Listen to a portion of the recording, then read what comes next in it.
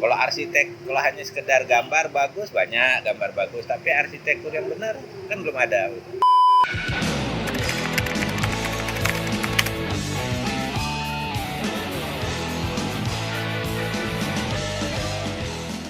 Oke, teman-teman, rekan-rekan arsitek, kali ini kita kembali ke channel YouTube Underline, di mana kali ini episode kita berbeda dari episode sebelumnya. Episode kita kali ini adalah ruang bicara, berbeda dengan bahas sharing. Bahas sharing lebih ke program yang menampilkan studio-studio arsitektur. Kalau di bicara ini kita meminta narasumber untuk membagikan pengalaman kisah berarsitektur beliau ke dalam segmen inilah, agar dapat memberikan informasi kepada rekan-rekan arsitek muda ataupun arsitek-arsitek lainnya untuk perkembangan arsitektur di Kota Pontianak khususnya. Kali ini di episode 1 Rucara kita kedatangan tamu Bapak Rofi Fatur Rahman. Bapak Rofi Fatur Rahman, beliau ini merupakan salah satu arsitek senior yang juga mantan ketua IAI Kalimantan Barat selama 3 periode. Tak terhitung Pak ya.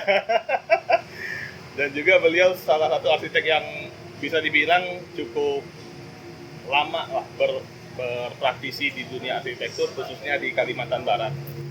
Apa kabar Pak? Alhamdulillah. Makasih Pak atas waktunya udah mau berbagi ke channel YouTube kita.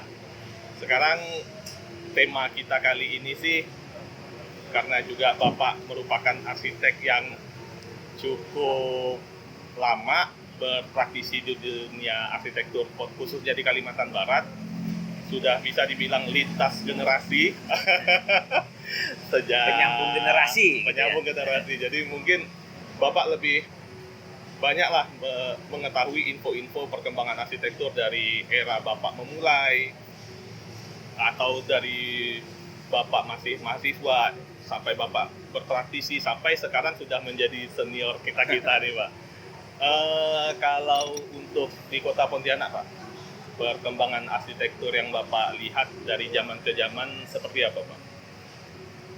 Kalau sekarang ini artinya begini, kita sepakati dulu ya kan. Kalau saya lebih banyak dipengaruhi arsitek yang mempengaruhi arsitektur ya kan. Karena kalau kita lihat sejarah arsitektur itu banyak ya kan, dari zaman Belanda atau sebelumnya Hindu, Melayu itu banyak ya kan. Jadi kita sepakati kalau saya mungkin setelah fase kemerdekaan. Setelah ada lulusan arsitek dari ITB, kan dulu pertama yang membuat jurusan arsitektur itu adalah ITB. Jadi mulai dari situ fase pertama itu setahu saya itu tahun 60-70-an tuh. Itu arsitek itu kalau kita nyebutnya udah bukan senior lagi, udah sepuh dah kan. Sepuh founder arsitek di Kalimantan Barat. Itu Pak Pedi periode tersebut, almarhum Pak Said. Terus mungkin setelah itu baru masuk Pak Nyoman. Dan pada tahun 60-70-an itu memang Pak Pedi itu salah satunya yang bagi saya itu arena remaja. Ya kan, nah itu karena pada saat itu kita masa peralihan, teknologi bahan juga masih terbatas ya kan, kita baru kenal beton. Toto Pak Pedi masuk dengan mengenalkan bangunan arts lengkung ya kan. Kalau tidak salah dia juga menggunakan beton juga lengkungan itu, artinya waktu itu rekayasa engineering struktur dimasukkan ke dalam arsitektur, walaupun sekarang sudah tidak ada lagi, tapi itu masuk. Kalau emang itu adalah termasuk timeline pertama arsitektur, ialah arsitektur di Pontianak. Terus pada periode tersebut memang arsitek itu kayak dewa. Dia harus mampu bangunan, dia harus mampu menyelesaikan kota, ya kan, dia harus mampu menyelesaikan landscape dan segala macam. Jadi pada periode tersebut memang arsitek itu baru masuk, orang baru kenal, dan orang pada periode tersebut paling orang baru tahunya kita ini arsitek itu tukang gambar. Iya. Tukang gambar yang indah-indah itulah pokoknya arsitek itu kan.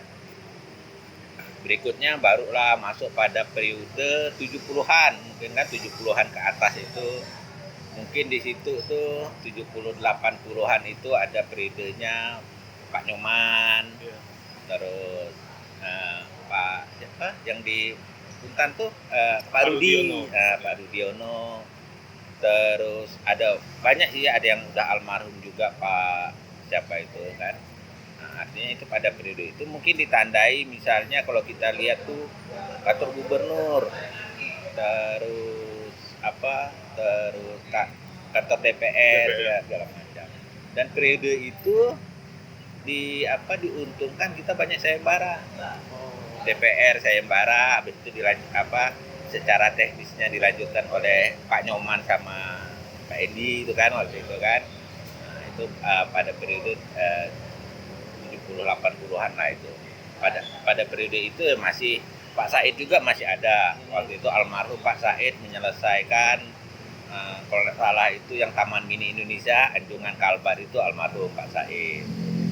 Termasuk Hotel Mahkota. Itu kalau tidak salah dulu almarhum Pak Said juga. Setelah periode ini ditandai ya itu tadi.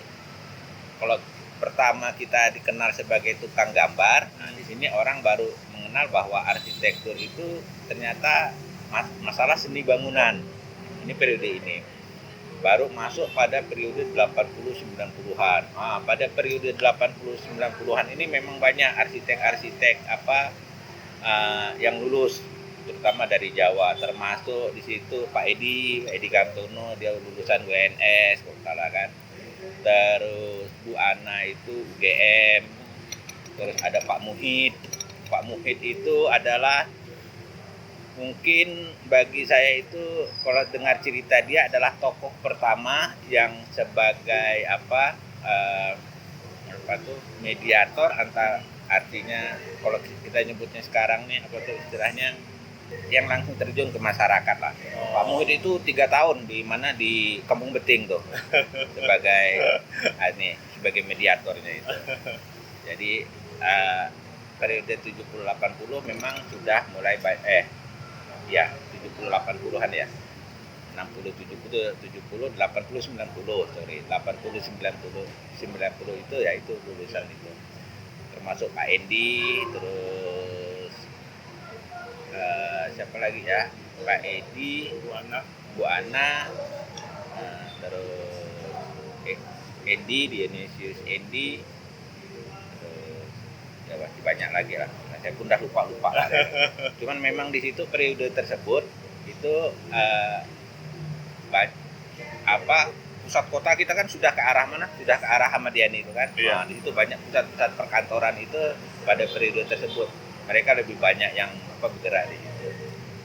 Terus pada periode 80-90-an itu juga sudah turun arsitek-arsitek yang baru lagi lah pada periode itu kan. Nah, kalau saya memang sebenarnya 80-90 itu tidak terlalu banyak, yang lebih banyak berperan itu yaitu tadi yang lulusan 80-an ke atas di situ. Kalau saya Pak Febriano, terus Bu Emil, terus siapa lagi? Adin, terus Pak Maulana, Riki, Bang Maulana sebelumnya. Bang Maulana itu periodenya dengan Mbak Ana. oh, Terus Riki, Saphan, Irwin, Budi, banyak lah ada. Pada periode 90-an ini memang paling banyak arsitek. Dari Jakarta, lulusan Jakarta sampai lulusan Surabaya ada semua di situ. Memang diuntungkan pada saat itu dengan banyaknya arsitek yang baru masuk, perkembangan kita bagus. Cuman memang mindset kita masih, karena lulusannya dari Jawa semua, mindsetnya masih dari Jawa. Kan? mindset masih dari Jawa, maksudnya mindset yang seperti apa nih Pak? Mindset pemikiran berarsitekturnya gitu kan. Walaupun pada saat itu misalnya tahun 80-an Pak Rudi udah coba buat arsitektur Melayu Masjid Jami, Masjid Jami pula. Masjid Jihad. Jihad, sorry. Masjid Jihad. Dulu masih dengan kayu segala macam, tapi itu bagus gitu kan. Tapi memang karena waktu itu biasa tiap generasi ini akan melahirkan stylenya sendiri gitu kan. Kita masih dengan masing-masing gaya tiap kampusnya ini, jadi diuntungkan di situ sebenarnya. Nah, cuma permasalahannya emang ketika kita mau kembali lagi mencari jati diri arsitektur Kalbar, kita bingung, kita nggak punya nih literatur data tentang arsitektur Kalbar tahun itu nggak ada, repotnya di situ. Ada coba penyusunan buku, cuman masih standar umum lah, ya kan.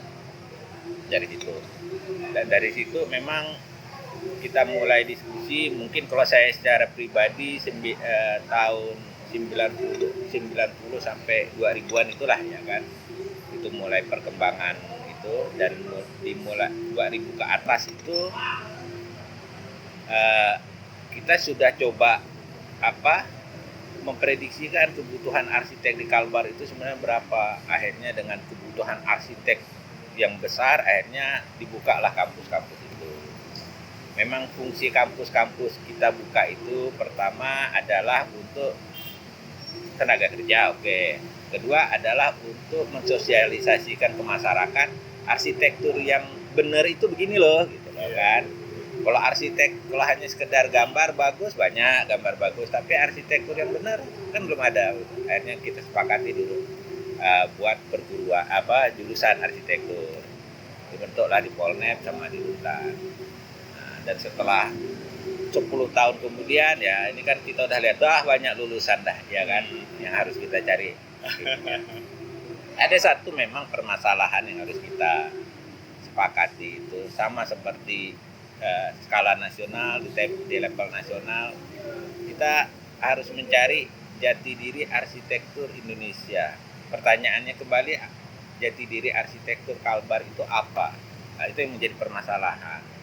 Waktu itu generasi kita hanya mampu menyiapkan dasar-dasar.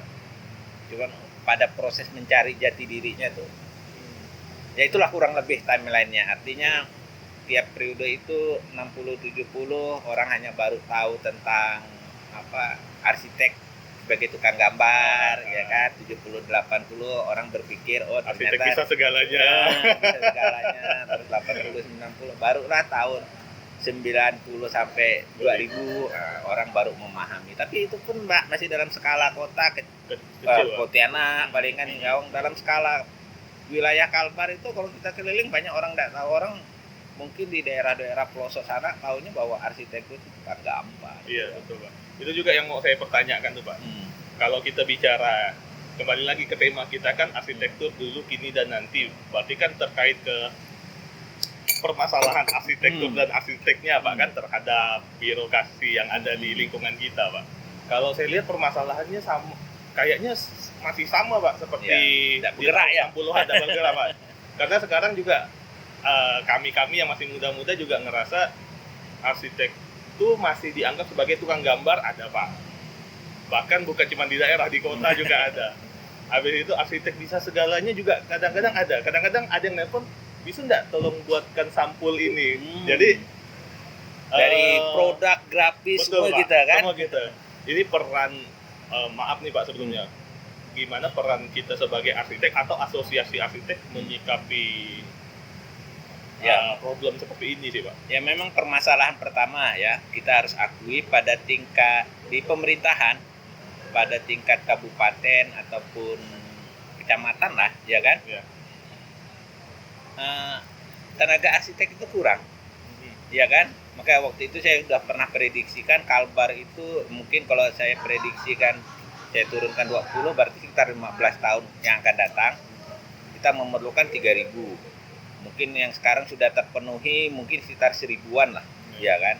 Masih kurang 2.000-an. Artinya karena di birokrasi ini arsitek jarang, sehingga ya itu yang terjadi, kita arsitek harus berdebat sama orang sipil, sama orang sosial, ya kan, sama orang hukum, ya kan? Pasti tidak nyambung gitu kan? Itu yang pertama. Jadi tenaga administrasi itu kurang. Kedua, memang ada permasalahan sebenarnya ini antara keuntungan sama tantangan lah, ya kan.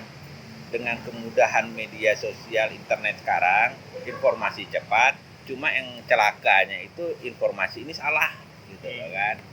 Jadi terkadang orang melihat bahwa arsitektur itu yang penting indah gitu kan, bagus, mahal, padahal itu belum tentu gitu kan. Akhirnya masyarakat juga memahaminya seperti itu gitu kan. Terus yang ketiga, memang perkembangan dunia arsitektur itu cepat, ya kan. Apalagi itu tadi diuntungkan dengan internet ini, makin cepat perkembangan gitu. Dulu orang tahu arsitektur itu kita bicaranya cuma bangunan. Sekarang bangunan, landscape, interior, ya kan. Terus kota, wilayah. Terus terakhir ada lagi iluminasi, masalah pencahayaan, ya kan. Itu cabang-cabangnya banyak, ya kan. Sedangkan orang personal yang terjun ke dalam itu tuh sedikit gitu. Saya secara pribadi aja paling saya hanya bisa mengetahui tentang arsitektur, building, landscaping yang saya pahami. Tapi kalau udah bicara tentang kota, ya kan, wah itu mungkin dah lain ceritanya. Terus masalah interior, ya kan, itu udah lain lagi ceritanya. Apalagi teknis dengan teknologi segala macam itu udah artinya sudah pergeseran itu sudah banyak, ya kan. Kalau misalnya tiap spesialisasi ini tidak memiliki kelompok atau komunitasnya, ini repot. Ya saya pikir sekarang kita cuma ada IAI. IAI tidak mungkin ada IAI sama IALI arsitek landscape. Tapi dia tidak bisa menaungi yang interior, terus belum lagi yang perkotaan segala macam. Ini kan harusnya itu tadi semua sub atau semua spesialisasi itu harus bergerak.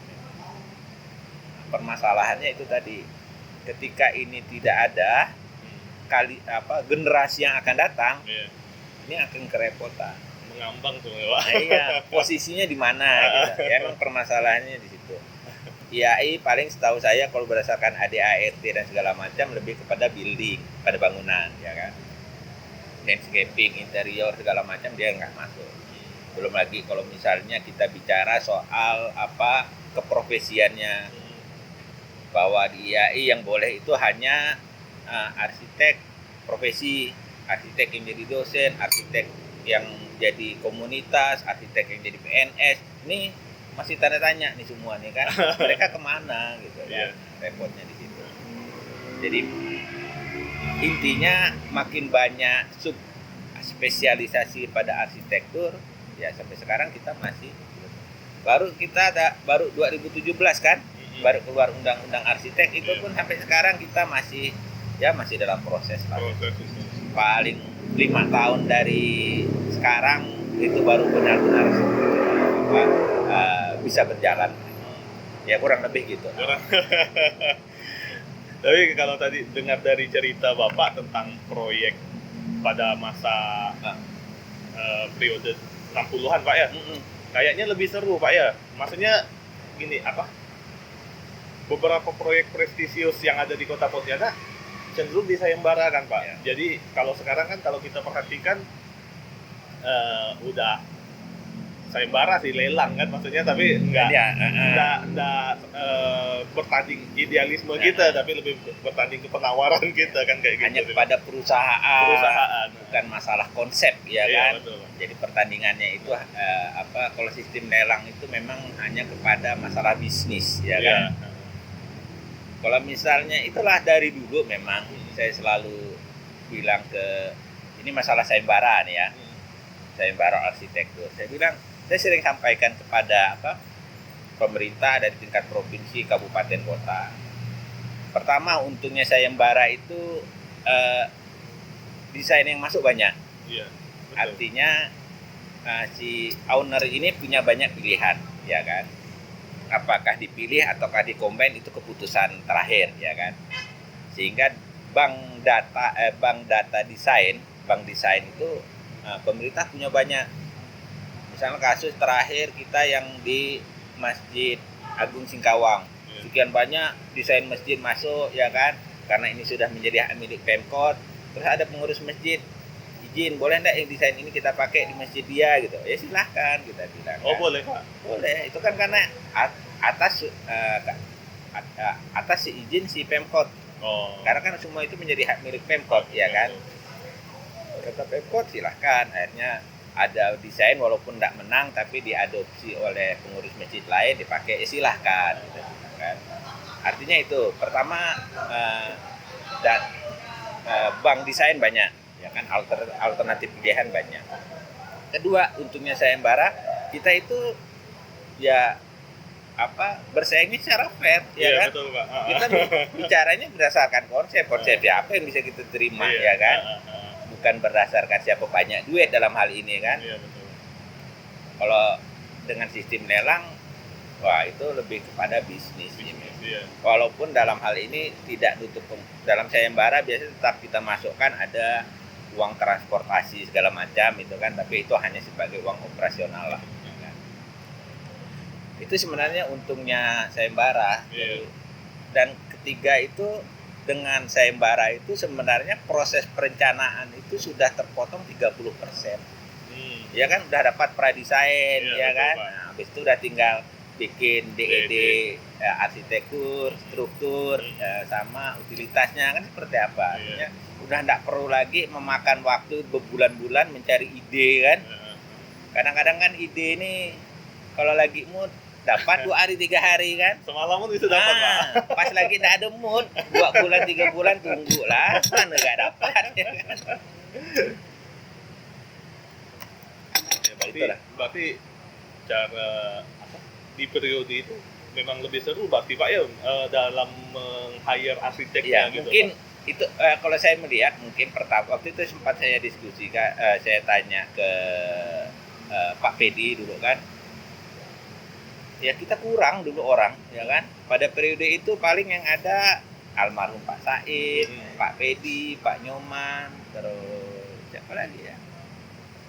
Ada di orang PU itu 2, itu aja, ya kan, untuk wilayah Kalbar, ya kan. Artinya ketika mereka harus membangun seluruh infrastruktur di Kalbar hanya berlima, saya pikir tidak bakalan mampu. Akhirnya yaitu tadi di sayembara. Jadi kalau dulu sayembara adalah untuk memenuhi kebutuhan desain mungkin kan dulu. Kalau sekarang mungkin dengan banyaknya mungkin sayembara itu adalah seleksi desain gitu kan. Siapa yang terbaik lah yang menang gitu. Jadi memang ya kita memang berharap, saya sering lah pokoknya bilang ke pemerintah itu, bangunan pabrik, bangunan pemerintah yang memang itu menjadi ikon ya bagus di sayembara kan. Makin banyak ide masuk kan lebih bagus kan. Udah tinggal kita diskusikan internal gitu. Ini mungkin pertanyaan saya kali ini atau pertanyaan selanjutnya ini keluar dari tema nih Pak. Keluar dari tema, maksudnya tema kita kan arsitektur dulu dan nanti, karena kita tadi membahas sayembara. Saya mau bertanya terkait sayembara nih Pak. Bapak kan cukup lama nih menjadi ketua IAI. Otomatis kan sebagai ketua IAI ketika melakukan sayembara untuk Kalimantan Barat atau Kota Pontianak, Bapak sering terlibat sebagai dewan juri, Pak. Bapak pernah merasa melakukan kesalahan enggak, Pak, dalam menentukan pemenang atau nyesal, kenapa aku menentukan yang ini sebagai pemenang ya gitu, Pak? Ada pernah ngerasa nyesal enggak, Pak? Ya sebenarnya gini, ada pendekatan 2 penjurian itu, pendekatan secara kuantitas sama kualitas. Ya kan? Kalau kuantitas kita itu berdasarkan poin. Kita udah punya standar. Kalau enggak nyampe 90, ya udah enggak lolos gitu kan. Ataupun yang repot ini adalah kualitas. Nah, ini kadang-kadang tiap juri itu ada yang pendekatan terhadap estetik, ada yang pendekatan terhadap struktur, ada yang terhadap fungsi segala macamnya. Cuman itu harus dikasih alasannya. Yang jadi masalah itu adalah hasil sayembara itu hanya sedikit yang diterjemahkan menjadi realnya. Jadi setahu saya yang hasil sayembara periode saya itu dulu ada di mana, Putus Ibau dulu ada di Penangkaran Orang. Terus sayembara kita yang di Pulau Tayan tuh kan. Terus apalagi ya hasil sayembara itu ya di sini. Ini Pak, yang waktu Taman Budaya udah Bang Esther Pak ya? Tapi kan belum itu belum fisiknya belum ada kan. Masih periode saya terakhir itu kan. Terus apalagi ya? Banyak tidak terrealisasi, yang terrealisasi sedikit. Kedua permasalahannya ketika ini diserahkan kepada pemerintah itu tadi di konsultan DED berubah desain ini. Akhirnya dari berubah desain ini sampai sini. Cuma sampai sekarang setahu saya yang yang benar-benar terrealisasi itu yang satu di mana di Putu Sibau saya nggak komplain, artinya memang itu sudah menjadi ya mendekati dari hasil sayembara. Yang di Pulau Tayan itu jauh sama sekali dari itu. Jadi saya pun susah juga mau komplain ya kan. Jadi kalau ditanya banyak yang mengecewakan, bukan mengecewakan karena kita salah menilai gitu kan. Karena pelaksanaannya salah. Itu aja sih sebenarnya. Iya. Jadi kalau misalnya orang kan sering salah kaprah nih kan. Sering salah kaprah bahwa arsitek tuh yang penting gambarnya. Padahal bukan. Karya arsitektur itu dinilai setelah bangunan itu berdiri. Setelah dia berdiri 2 tahun, 3 tahun kemudian baru dievaluasi. Iya. Apakah nyaman, baik, segala macam. Nah, itu baru bisa dinilai karya arsitektur. Jadi kalau hanya berupa gambar tanpa terrealisasi jadi bangunan, ya tidak bisa. Iya betul Pak. Jadi makanya arsitektur itu dari proses perencanaan sampai proses fisik itu harus terlibat. Maka kasusnya yang tadi beberapa kali gagal ya karena itu tadi kan. Dia enggak tuh cerita awalnya nih kan. Iya betul Pak. Repotnya di sini. Kembali lagi ke tema lah nih. Kalau saya perhatikan di periode Bapak Baptis merupakan bisa dibilang periode pendobrak Pak ya. Maksudnya pendobrak perkembangan arsitektur di Kota Pontianak dengan berani mendirikan kampus jurusan arsitektur. Memang kalau kita perhatikan sih efeknya memang sangat baik Pak, karena semakin banyak lulusan arsitektur Kota Pontianak dengan berbagai macam kemampuan dan keahliannya membuat kita semakin bervariasi lah Pak.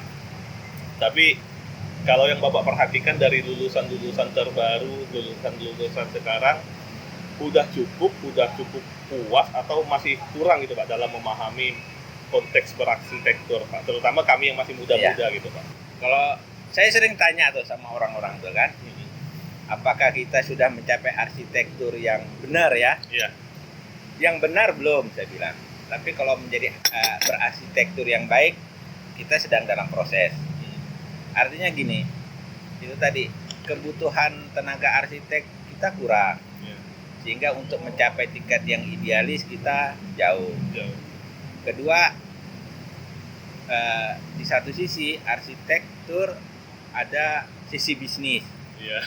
Ini yang terkadang orang daripada meng-hire arsitek mahal, bagus meng-hire tukang gambar murah, ya kan? Ini sebuah tantangan lah, ya kan? Artinya kalau kembali tadi kalau misalnya kita bicara berarsitektur yang benar belum. Tapi kalau berarsitektur yang baik mungkin sudah sedang dalam proses, ya kan. Kita berharap memang lulusan ini menimbulkan persaingan. Artinya bukan persaingan secara bisnis tapi persaingan secara idealis, ya kan. Persaingan secara konsep nanti akan melahirkan bisnis yang bagus kan itu. Kalau sekarang kan orang yang penting nawar semurah-murahnya terus gambar maunya sebaik-baiknya Pak. Gitu, kan. Produk selengkap-lengkapnya lagi. mau biaya minimalis, harga produk maksimalis ya. Kadang-kadang biaya kekeluargaan Pak, tapi kerjaan profesional.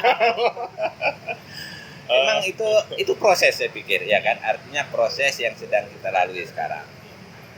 Ini saya bilang mungkin nanti ya 10 tahun baru masyarakat sadar bahwa daripada meng-hire tukang gambar yang menimbulkan risiko besar, bagus meng-hire arsitek walaupun agak mahal, tapi resiko kegagalan strukturnya, kegagalan bangunannya kecil. Iya. Ini yang belum dipahami sampai sekarang. Repotnya di situ. Pak, kalau kegagalan untuk di bidang arsitektur lah Pak ya, mungkin kan kalau kegagalan struktur bisa dikatakan arsitek aman gitu Pak ya. Kalau kegagalan secara arsitektur biasanya dari segi apa Pak? Ya sama lah seperti kita dulu kuliah, kita selalu bicara pertama fungsi, ya kan? Fungsi itu di dalamnya termasuk adalah faktor kenyamanan, ya kan? Nyamannya saya dengan nyamannya kalian kan lain, ya kan? Iya. Mungkin saya lebih nyaman dengan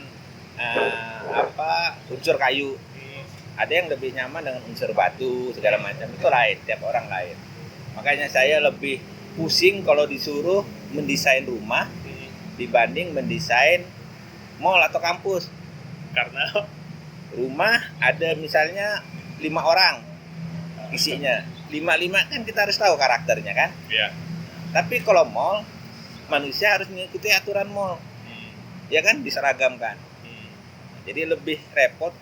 Rumah kita harus mengetahui bapaknya tabiatnya ini, istrinya ini, anak-anaknya tabiatnya ini, mertuanya kalau kan, sehingga ketika mereka tinggal di dalam rumah itu merasa nyaman kan. Intinya ketika orang yang mendiami bangunan tersebut berperilaku ataupun menjadi lebih baik dari sebelumnya, berarti desain kita bagus. Tapi ketika malah rusak atau malah akibatnya negatif, berarti desain kita gagal.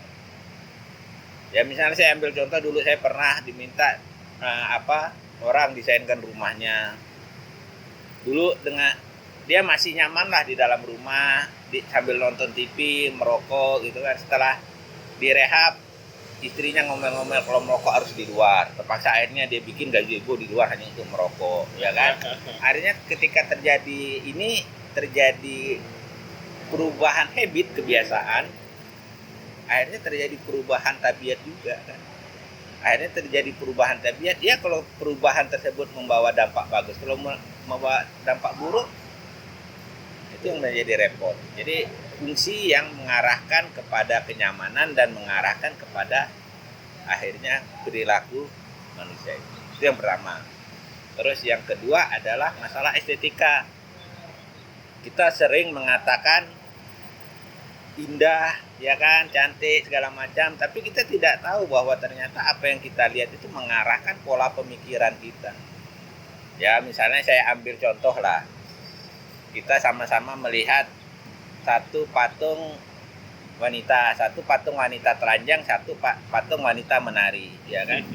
Pasti dua-duanya kan yang satu mengarahkan pada pemikiran negatif, satu mengarah positif, ya kan gitu. Artinya ketika estetika itu kita terapkan, kita harus bisa berpikir bahwa ini akan mengarahkan orang.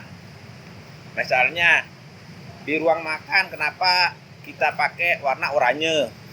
Supaya hasrat istilahnya, Asal pengen makan tuh.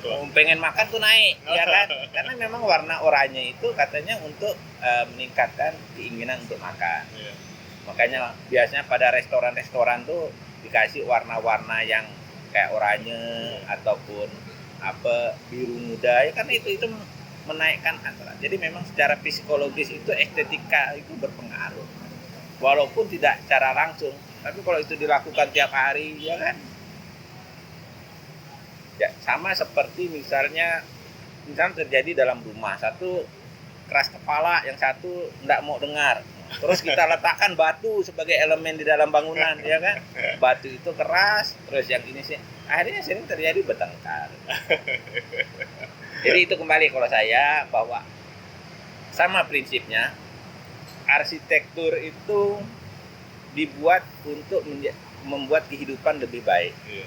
Artinya ketika arsitektur itu dibuat akhirnya menjadi kehidupan manusia, masyarakat menjadi lebih buruk, itu ada pertanyaan. Itulah kegagalan arsitektur. Itu kalau bagi saya. Itulah kurang lebih. Kalau kembali lagi ke ini nih Pak, periode arsitek di Pontianak lagi nih, yang Bapak alami di periode Bapak lah Pak, tingkat kesulitan ataupun permasalahan yang pernah Bapak hadapi dalam berarsitektur atau mengembangkan bisnis arsitektur di periode itu saat itu apa Pak? Kalau periode saya itu Kalau- pertama itu secara eh, badan hukum berapa. Pada periode saya itu dulu walaupun di luar sana kita tahu di luar itu sistemnya adalah biro konsultan. Saya spesialis pradesain. Kalian spesialisnya adalah misalnya struktur. Ada lagi yang spesialisnya tentang desain. Ada yang spesialis utilitas. Mereka baru ketika ada proyek kok kolaborasi gabung. Pada periode saya itu belum ada. Dulu Undang-Undang Jasa Konstruksi itu baru keluar 2010. Jadi dulu orang tahunya arsitektur itu bagian dari konsultan. Sehingga memang dulu untuk membuat biro itu susah. Aturan hukumnya belum ada. Nah, dan kedua, karena di undang-undangnya tidak ada tentang biro, akhirnya biro ataupun studio, akhirnya kacamata pemerintah itu yang mengatakan bahwa arsitek itu bagian dari konsultan, harus mampu melakukan semua hal. Repotnya di situ memang. Jadi memang setelah 2010 ada Undang-Undang Jasa Konstruksi kan, di situ mengatur tentang badan usaha perorangan, termasuk biro dan segala macam, di situ sudah ada. Walaupun aplikasinya sampai sekarang nih masih simpang siur lah, tapi secara legalitas artinya secara undang-undang sebenarnya udah diakui. Itu untungnya sekarang. Ya.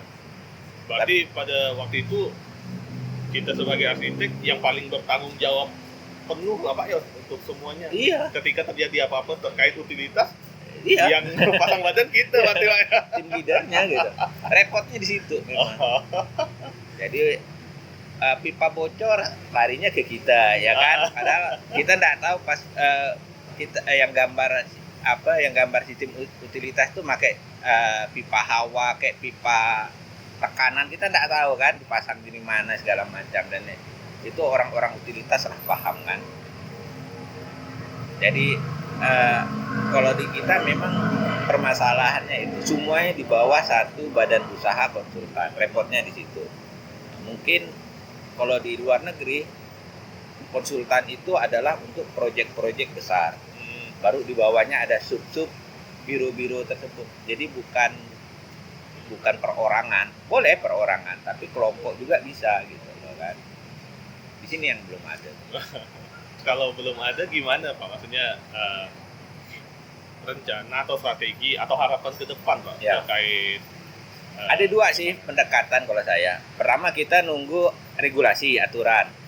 Kalau kita nunggu regulasi aturan saya pikir lama. panjang Pak. Panjang. Atau kedua kita yang mulai. Ya pemerintah saya pikir samalah. Ketika desakan masyarakat besar mau nggak mau dibuat regulasi. Ya.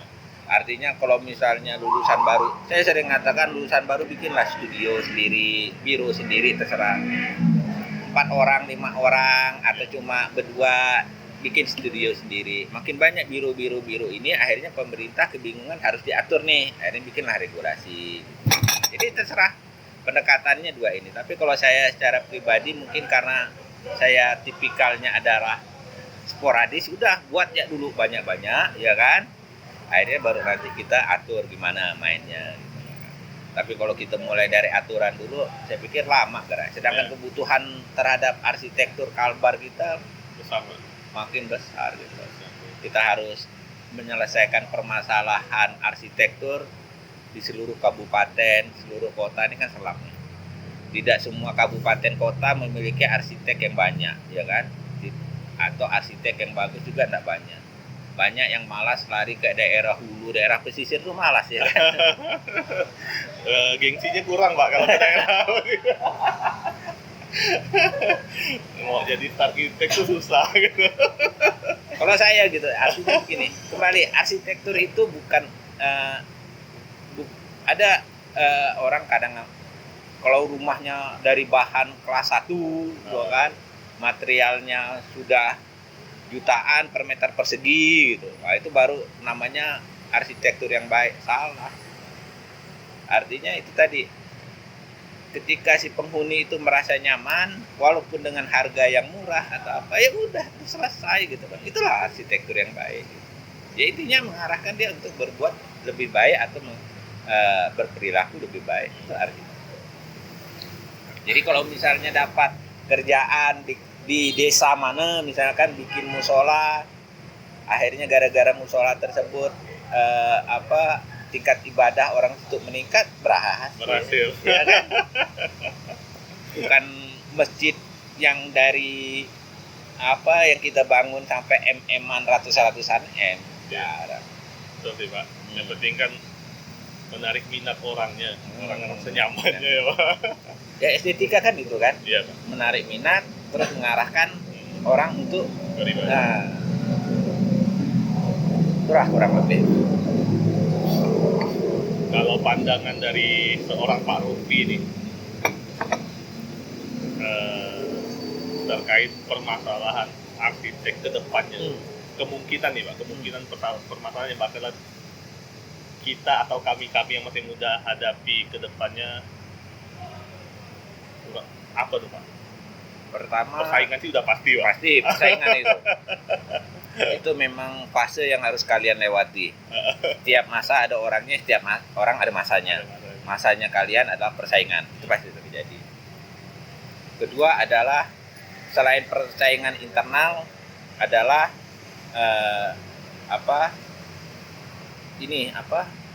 informasi, internet, media sosial dan segala macam tuh kan. Kita kalah cepat informasi dengan mereka sampaikan. Tuh kan. Terus yang ketiga adalah makin lama arsitektur itu makin spesialis. Sekarang kita tahunya tentang landscaping. Nanti mungkin suatu saat landscaping akan dispesialisasikan lagi, ada landscape khusus taman, khusus untuk sculpture, khusus trotoar mungkin kan. Bangunan pun nanti ada yang khusus rumah sakit, khusus mall. Spesialisasinya nanti makin banyak akhirnya. Itu yang akan, karena semakin ya ini sunatullah lah, ya kan. Perkembangan wilayah akan menghasilkan permasalahan yang lebih spesifik lagi kan. Masalah itu akan bertambah. Diperlukan orang untuk menyelesaikan masalah-masalah itu. Jadi dari sekarang coba dipikirkan. Maka saya tidak bisa memberikan solusi karena itu tiap periode pasti ada jawabannya, bahwa spesialisasi yang kita mampu itu apa. Nah, sebab kalau kita tidak mengarahkan spesial, walaupun kemampuan umum kita miliki tetap, tapi spesialisasi kita di bidang apa itu memang harus ini kan. Berarti kurang lebih dokter lah Pak ya. Kurang lebih kayak gitu. Ada spesialisnya. Ya sekarang kan dokter juga mungkin tahu saya udah dokter anak pun nanti dibagi lagi, ada yang bayi segala macam ya kan, dokter gigi anak macam-macam lah mungkin kan. Jadi itu yang nanti akan terjadi gitu loh kan. Dan yang terakhir memang adalah luas wilayah. Kalbar itu setahu saya keempat terluas di Indonesia. Iya. Artinya resikonya adalah seluruh wilayah Kalbar itu harus ya arsitektur tuh harus ada hadir di sana gitu loh kan. Nah, resikonya ya harus. Saya dulu kali pernah bereskan perbatasan, ya pergi ke perbatasan gitu kan. Terus berapa tahun ini kan ke Sintang bolak-balik sampai naik sampan segala macam, tapi itu adalah dinamika. Artinya saya hanya berharap arsitektur itu hadir di tingkat desa, di seluruh penjuru negeri. Itu jadi intinya. Berarti kalau menghadapi perkiraan Bapak terkait permasalahan yang akan ada ke depan, arsitek-arsitek di periode kami ini harusnya udah mulai mencari jati dirinya lah Pak ya. Ya pertama tetapkan spesialisasinya atau kemampuannya. Kedua ya ini tadi internet dan media sosial dan segala macam ini bisa menjadi solusi dan bisa menjadi tantangan, bisa menjadi masalah ya kan. Semua orang sekarang semuanya lewat internet ya kan. saya aja yang terus terang masih nggak mampu, ya kan? Karena udah lain generasi. Bagi kalian mungkin itu adalah bisa menjadi sebuah alat, ya kan? Ya itu sih memang kurang lebih. Kita ada lempar pertanyaan Instagram. Jadi sebelum kegiatan ini kita mulai, memang kita udah infokan ke media sosial. Dan bagi teman-teman, karena sekarang di kondisi yang sekarang kan kita nggak bisa buat pembicaraan terbuka lah kan. Jadi kita lempar pertanyaan ke teman-teman atau ke siapapun yang ingin bertanya ke Pak Rofi. Jadi memang udah ada beberapa pertanyaan masuk. Ya sila. Jadi boleh itu ya. Jadi kali ini pertanyaan tentang apa yang disampaikan oleh teman-teman di Instagram nih Pak. Mungkin juga ada dari teman-teman yang lain ada nitip pertanyaan ke tim-tim saya Pak. Ini kalau yang nitip di saya nih Pak, ada 3 pertanyaan nih Pak. Yang pertama ini kayaknya nggak usah sebut nama lah ya. Sepertinya mahasiswa Pak. Jadi teman ini bertanya kepada Pak Rofi, kira-kira ilmu apa ilmu apa yang perlu disiapkan untuk menjadi seorang arsitek?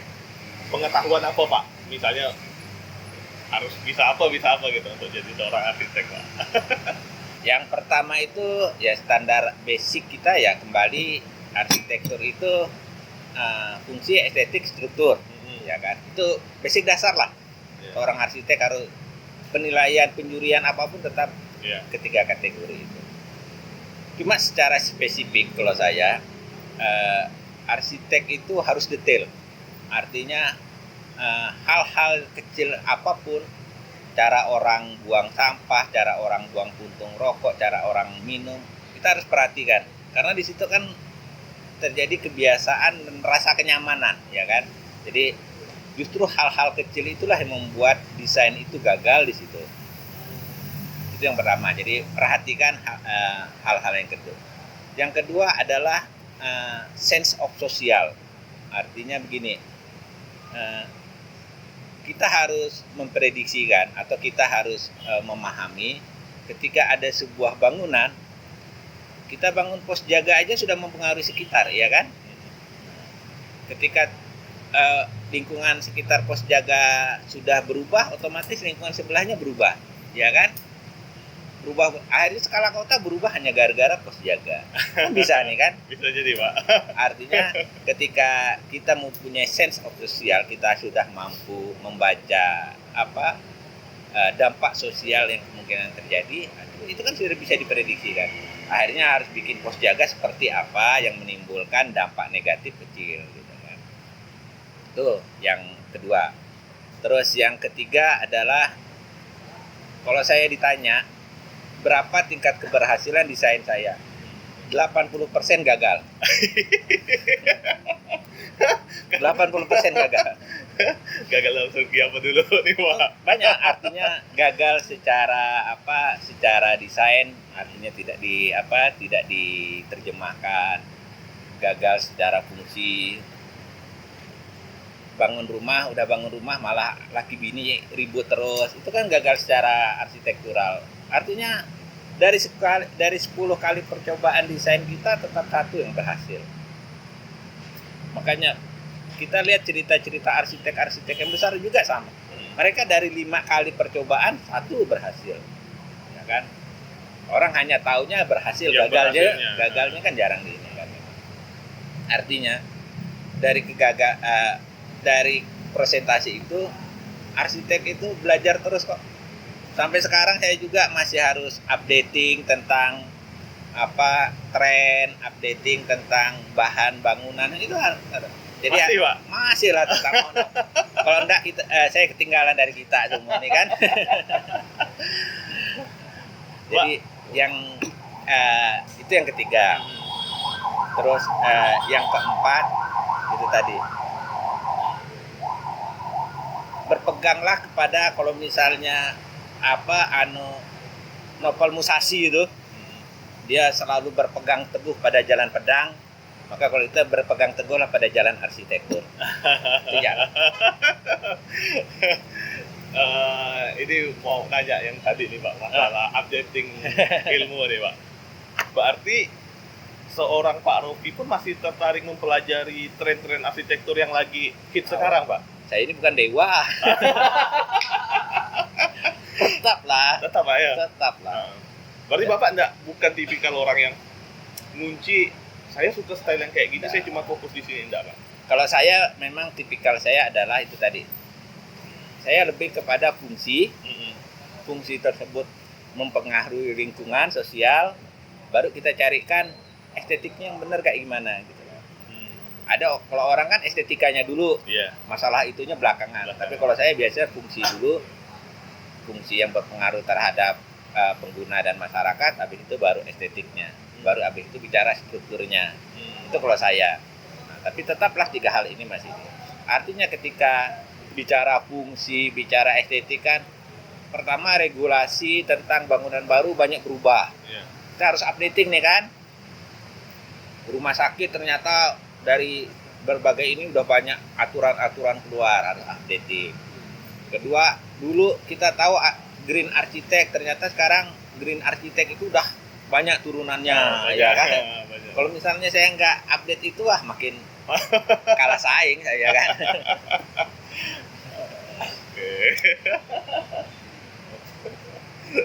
Ini pertanyaan yang kedua nih yang timbul ke saya nih Pak. Pak, saya lulusan D3 arsitektur. Bisakah Pak lulusan D3 arsitektur menjadi ketua IAI? Kalau bisa, apa Pak syarat jadi ketua IAI? Kalau jadi ketua IAI tanya anggota IAI lah udah kan. Tapi kalau saya makanya itu kembali. Saya sering kan kawan-kawan komunitas dulu. Mereka sering membanggakan arsitek-arsitek dari Jawa. Sama saya bilang. Permasalahannya satu, kalian itu mampu nggak menunjukkan bahwa kalian mampu? Berani nggak kalian menunjukkan bahwa kalian itu setara gitu?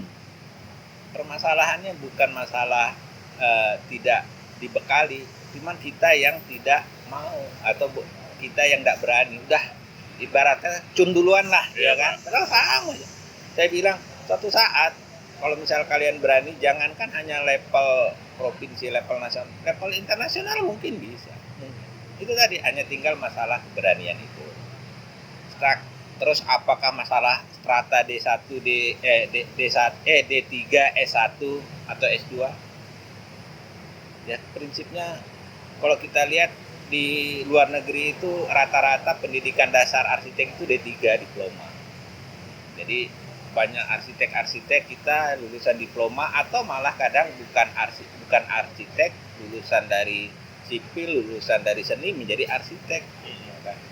Artinya lulusan jenjang pendidikan itu adalah salah satu media aja lah untuk mempercepat, karena sudah dibekali sekian banyak teori kan, untuk mempercepat proses itu. Tapi untuk mencapai proses ke sana bukan masalah lulusan, tapi keinginan menjadi seorang arsitek, apalagi jauh-jauh kemudian menjadi seorang ketua, ya monggo silahkan. Itu hak prerogatif menjadi ketua itu. Asal mau ya Pak? Asal mau aja lah.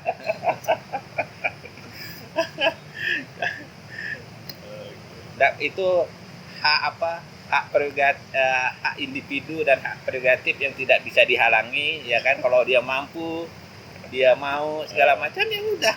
Punya visi jelas gitu Pak kan. Ini kalau yang ketiga nih sih sebenarnya pertanyaan ini mantan mahasiswa cewek nih pasti nih.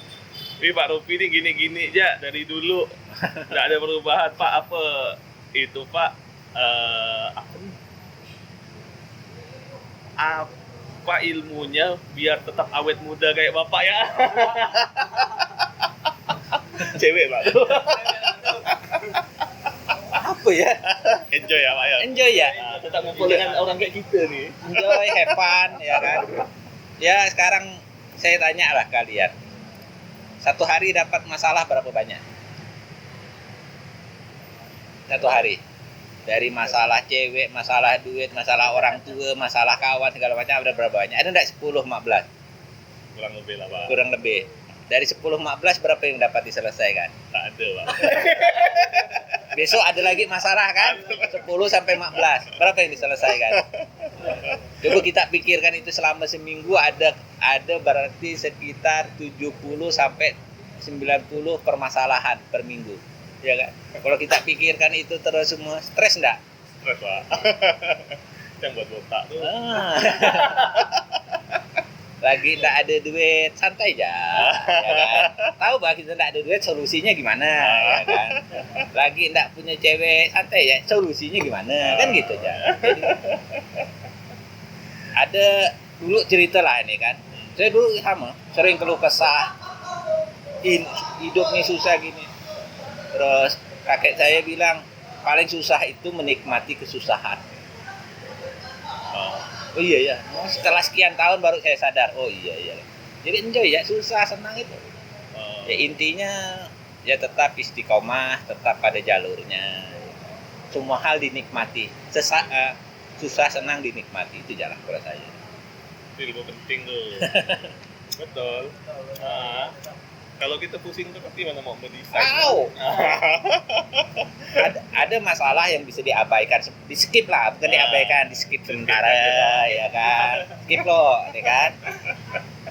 Ini dikejar deadline ini loh, masalah ini selesaikan, ini skip loh, skip kan gitu kan. Yang pertanyaan dari teman-teman? Seberapa penting lah Pak pengaruh dari kita belajar bisnisnya, kalau itu yang untuk apa sih, untuk yang praktisinya? Bisnis. Bisnisnya. Ya. Saya belajar dari kesalahan kalau saya ya. Sama saya dulu tuh. Kerja, pokoknya menghasilkan desain tanpa pernah. Yang penting mendesain itu enjoy ya lah. Karena emang udah hobi saya kan desain itu. Dari desain grafis sampai bikin desain produk sampai itu hobi saya gambar ya lah udah kan. Pada tahun keberapa gitu kan, saya sempat kesadar ketika ada satu dari kantor, Pak pamit balik Pak. Habis itu saya tanya kawan saya di kantor ke Erman, bro berapa orang karyawan kita nih? Adalah 12-14. Habis itu langsung duduk saya, banyak gak ya saya bilang kan. Artinya dari situ saya berusaha, oh iya saya baru belajar manajemen, baru belajar bisnis, itu baru dari situ. Nah, itu memang saya bilang itu saya belajar dari kesalahan, dan sebenarnya itu bukanlah hal yang boleh diikuti. Artinya dari sekarang coba artinya manajemen, terutama manajemen internal maupun manajemen keluar itu harus dipelajari. Jangan sampai itu tadi kita keasikan akhirnya manajemen ini kan kasihan juga ya orang-orang yang bekerja di sekeliling kita ya kan. Jadi itu tetap. Kedua, kalau misalnya bicara soal bisnis itu bicara soal produksi, manajemen, pemasaran ya kan. Kalau saya banyak sih cara-cara orang yang namanya pemasaran itu, pertama dengan cara yang tidak baik, misalnya oh si A tuh desainnya gini-gini jelek kan, yang itu tuh cuma ini, jangan ya kan. Dalam kode etik arsitek itu kita harus menjelaskan kemampuan kawan kita. Misalnya si Anu itu memang spesialisasi dia adalah di bangunan. Kalau si Anu itu memang lama ngerjakan rumah sakit, jago deh emang rumah sakit. Nah, tapi enggak tahulah kalau urusan suruh bangun kantor bupati kan. Artinya kita tidak menjatuhkan, kita menjelaskan kemampuannya gitu kan. Artinya secara pemasaran jangan menjatuhkan orang dengan cara-cara, tapi bersainglah dengan cara itu tadi, cara elegan lah. Banyak orang dapat proyek atau dapat kerjaan tapi dengan cara-cara yang itu tadi, ya maaf kata, dengan duit, dengan menjatuhkan orang. Bisa dapat cepat, tapi yakinlah itu tidak akan bertahan lama. Cepat gak selesai ya. Dan terakhir kalau bicara bisnis itu kalau saya bukan bicara soal besar kecilnya proyek, tapi besar kecilnya jaringan yang kita punya. semakin besar jaringan, semakin besar peluang kita kan. Tapi kalau jaringan kita kecil, ya paling dari 10 atau itu paling kita dapat dari 10 jaringan kita dapat 2 3 ada, ya kan. Suatu saat yang 2 3 ini kan tidak mungkin bertahan lama, ya kan. Dalam waktu 3 tahun 4 tahun ada masalah atau apa, tinggal satu. Kita harus jadi prinsipnya semakin besar jaringan maka semakin besar peluang kita. Maka kalau dalam agama tuh sering-sering silaturahmi. Iya. Mungkin suatu saat kita perlu ambil siapa ya pendek-pendek ya dari Pak Pedi mungkin masih hidup. Pak Pedi itu di sini di mana di yang depan mall komplek tentara nih Palapa. Pak Pedi di situ. Pak Pedi juga aslinya dari Jawa Barat kan. Kalau dulu kan zaman dulu masih PNS kan, jadi bersedia ditempatkan di mana saja. Pak Nyoman itu aslinya Bali.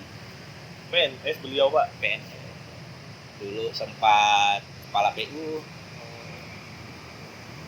Pak Pedi dulu sempat jadi ketua Bapeda. Itu berarti arsitek periode itu tuh PNS Pak. Iya, periode tersebut ya karena mereka ditempatkan karena kepentingan negara kan. Zaman dulu PNS itu diatur oleh pusat semua. Iya, betul. Berarti pada periode itu belum ada praktisi Pak ya? ASN dan sebagai praktisi juga mau tak mau karena emang kondisinya tidak ada kan. Iya.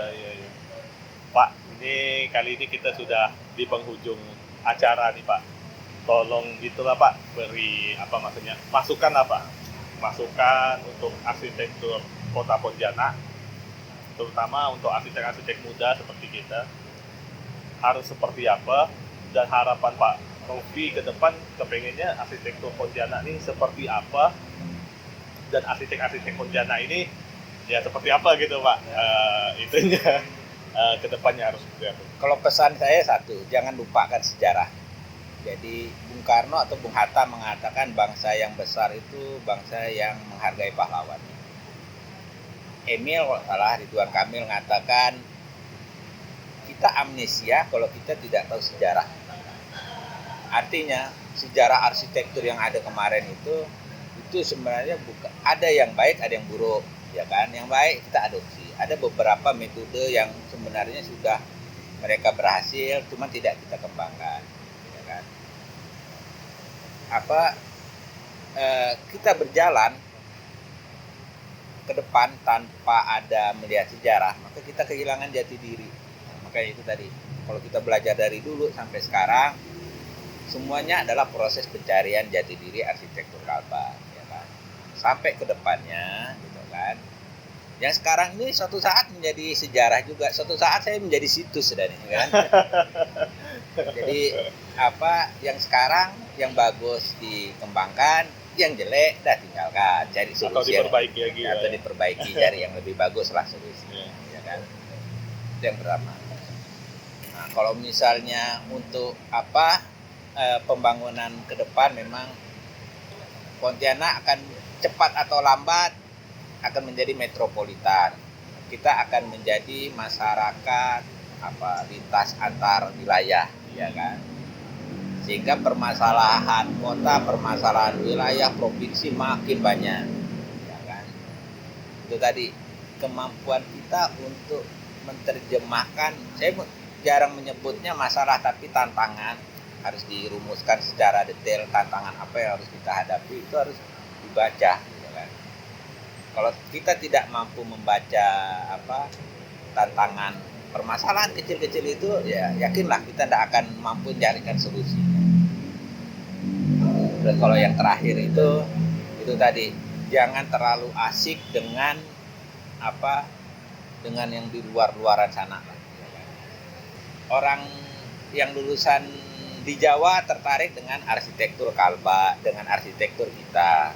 Yang kita juga tertarik dengan mereka. Kalau misalnya punya kita hilang, udahlah, mereka akan cari kemana lagi, gitu kan. Artinya kembali semua itu mengarah kepada jati diri arsitektur Kalbar. Itu ya sih pesan saya.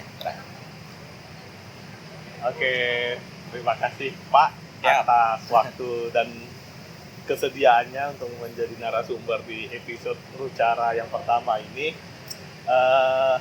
Buat teman-teman yang sudah nonton video-video di channel YouTube kita, jangan lupa jika tertarik dengan channel YouTube episode Bahas Sharing, silakan berikan masukan, kritik ataupun saran, atau keinginan, misalnya di usulan Bahas Sharing berikutnya ingin mengundang siapa atau ingin membahas apa, silakan sampaikan di kolom komentar.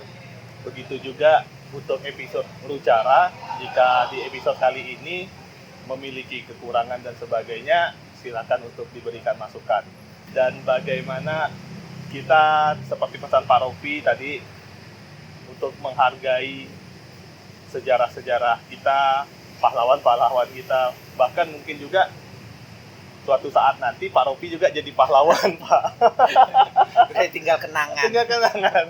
Ya, karena salah satu pelopor untuk pendidikan arsitektur di Kota Pontianak kan.